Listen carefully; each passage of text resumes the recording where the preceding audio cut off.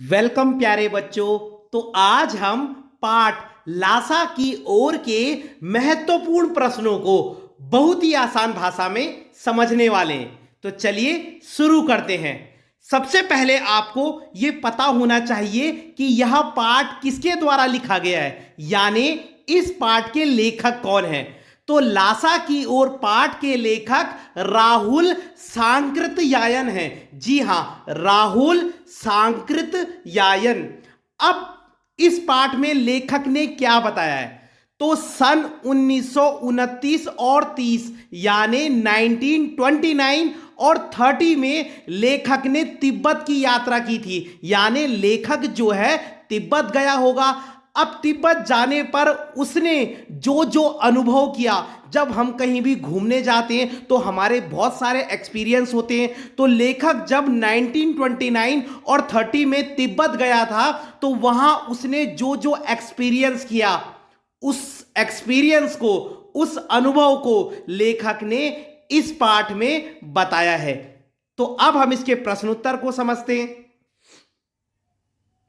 सबसे पहला प्रश्न है, थोंगला के पहले के आखिरी गांव पहुंचने पर भिकमंगे के वेश में होने के बावजूद लेखक को ठहरने के लिए उचित स्थान मिला, जबकि दूसरी यात्रा के समय भद्र वेश भी उन्हें उचित स्थान नहीं दिला सका। अब आप क्वेश्चन का मतलब समझिए। वो आपसे पूछ रहे हैं, जब लेखक ने पहली बार ये यात्रा की थी, यानी लेखक ने तिब्बत की यात्रा 2 बार की थी। एक बार तो 1929 और 30 में, जिसका वर्णन इस लेसन में, और एक बार लेखक इसके 5 साल बाद भी वहां गया होगा।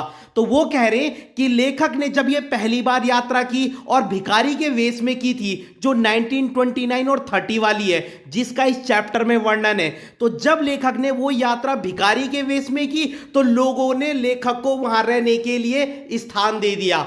लेकिन उसके बाद जब 5 साल बाद उसने वो यात्रा भद्रवेश का मतलब होता है एक जेंटलमैन टाइप के लुक में की थी, तो लोगों ने उसको रहने के लिए उचित स्थान नहीं दिया। तो ऐसा क्यों? तो इसके कुछ कारण होंगे, देखिए।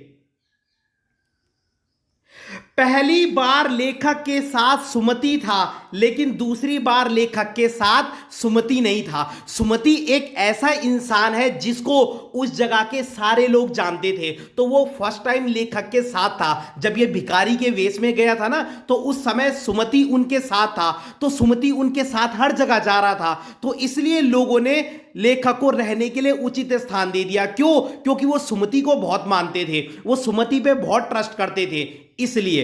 और दूसरा रीजन है, शाम के समय वहां के लोग छड़ पी लेते थे। छड़ होता है एक शराब की तरह, मतलब एक ऐसा पेय पदार्थ, लिक्विड टाइप का, जिसको पीकर नशा होता है। तो शाम के समय वहां के लोग क्या है, छड़ पी लेते थे और अपने होश खो देते थे। तो ये 2 मेन रीजन है कि लेखक को पहली बार तो रहने के लिए उचित स्थान मिल गया भिखारी के वेश में भी, लेकिन जब वो दूसरी बार 5 साल बाद वहां यात्रा करने गया दोबारा तिब्बत में, तो उसको रहने के लिए स्थान नहीं मिला, जबकि दूसरी बार वो जेंटलमैन लुक में था। तो इसके रीजन मैंने बता दिए कि पहली बार उसके साथ सुमति था और दूसरी बार उसके साथ सुमति नहीं था। अब सुमति कौन है? वही जिसको तिब्बत के सारे लोग जानते हैं और वो तिब्बत के सारे लोगों को जानता है। और दूसरा रीजन, शाम के समय वहां के लोग क्या कर लेते थे, छड़ पी देते थे और अपने होश खो देते थे।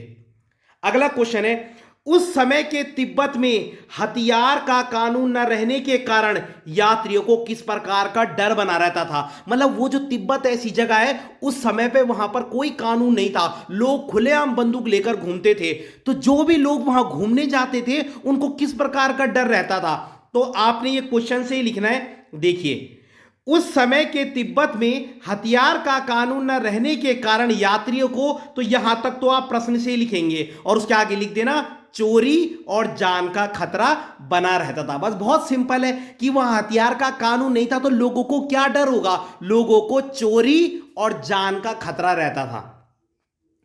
अगला प्रश्न है, लेखक लंकोर के मार्ग में अपने साथियों से क्यों पिछड़ गया। तो जब लंकोर का मार्ग आता है ना, तो लेखक अपने साथियों से पिछड़ जाता है। तो क्यों? तो इसके 2 प्रमुख कारण थे। पहला, लेखक का घोड़ा धीमी गति से चल रहा था, यानी कि जिस घोड़े पे लेखक बैठा था वो बहुत स्लो चल रहा था। और दूसरा, एक जगह पर दो रास्ते निकल रहे थे और लेखक गलत रास्ते पर चला गया। क्या हुआ, जब लेखक का घोड़ा धीमे चल रहा था ना, तो लेखक ऑलरेडी पीछे हो गया। अब उसके साथी तो आगे निकल गए, उसको रास्ते का पता नहीं है, और एक जगह पर दो रास्ते निकल रहे थे, तो पहले लेखक गलत रास्ते पर चला जाता है, तो वो ऑलरेडी पीछे छूट जाता है। अगला प्रश्न है, लेखक ने शेखर विहार, शेखर विहार एक जगह है, लेखक ने शेखर विहार में सुमति को उनके यजमानों के पास जाने से रोका, परंतु दूसरी बार नहीं रोका। क्यों? अब जो सुमति है ना, जब ये शेखर विहार नामक जगह पे पहुंच जाते हैं, तो सुमति बोलता है कि मुझे अपने यजमानों के पास जाना है। अब यजमान क्या होते हैं? देखिए, फॉर एग्जाम्पल, मैं एक पंडित हूं, तो मेरे कई सारे यजमान होंगे, मतलब जो लोग मुझे मानते हैं। तो जब उनके घर पूजा पाठ होगा तो वो मुझको ही बुलाएंगे अपने घर, तो वो मेरे यजमान हो गए। तो सुमति को भी बहुत सारे लोग जानते थे, एक प्रकार से ये पंडित टाइप का है, पंडित समझ लीजिए, है ना। तो लेखक ने सुमति को जो है शेखर विहार में उसके यजमानों के पास जाने से रोक दिया, लेकिन जब सुमति ने दोबारा पूछा तो उसने जाने दिया। तो क्यों? मतलब फर्स्ट टाइम तो रोका, लेकिन सेकंड टाइम क्यों नहीं रोका? तो दूसरी बार लेखक को शेखर विहार के एक मंदिर में 103 पोथियां मिल गई थी, मतलब 103 किताबें मिल गई थी, और लेखक इन्हें पढ़ना चाहता था, इसलिए उसने सुमति को नहीं रोका। अब दूसरी बार क्या हुआ था, उसको शेखर विहार में एक मंदिर था जहां उसको 103 पोथियां मिल गई थी, तो लेखक उनको पढ़ना चाहता था। तो उसने कहा कि मैं तब तक किताबें पढ़ता रहूंगा, जा तू मिल के आ जा। इसलिए उसने सुमति को दूसरी बार नहीं रोका। क्यों? क्योंकि वो 103 पोथियों को पढ़ना चाहता था। अगला प्रश्न है, अपनी यात्रा के दौरान लेखक को किन कठिनाइयों का सामना करना पड़ा? तो सबसे पहला, तेज धूप का सामना करना पड़ा, वहां बहुत तेज धूप पड़ती थी।